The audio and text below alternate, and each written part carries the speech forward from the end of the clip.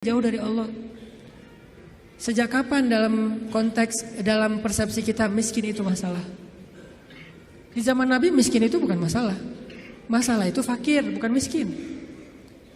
Di zaman Nabi malah berdoa pengen jadi orang miskin. Ya Allah, hidupkan saya sebagai orang miskin, matikan saya sebagai orang miskin, bangkitkan saya bersama orang miskin.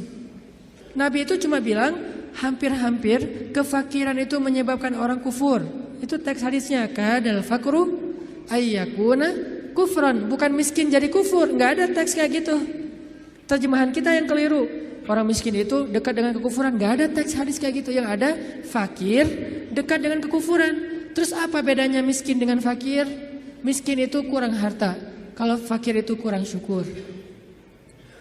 Makanya Nabi dalam konteks miskin malah berdoa pengen jadi orang miskin supaya hisabnya gampang. Tapi kalau dalam konteks fakir, Nabi malah bertauz, Allahumma inni a'udzubika minal fakri. Ya Allah, aku berlindung kepadamu dari kefakiran. Maksud kefakiran di dalam doa Nabi itu bukan kurang harta, tapi kurang syukur, kurang qanaah dengan apa yang diberikan Allah Subhanahu wa taala. Mental. Makanya salah satu misi Allah menurunkan Islam, mengutus Nabi Muhammad SAW itu adalah membangun mentalitas manusia yang kita sebut dengan mukmin muslim. Mentalnya yang dibangun, sehingga dengan mental itu lahirlah kebaikan-kebaikan yang sifatnya moral, kebaikan yang sifatnya akhlak, kebaikan yang sifatnya ritual, ibadah. Tapi semuanya berawal dari mental, termasuk sabar mental.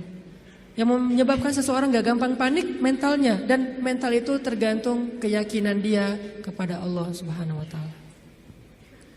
Masih ingat kisah Nabi ditodong senjata? Nabi lagi di rest area, lagi duduk.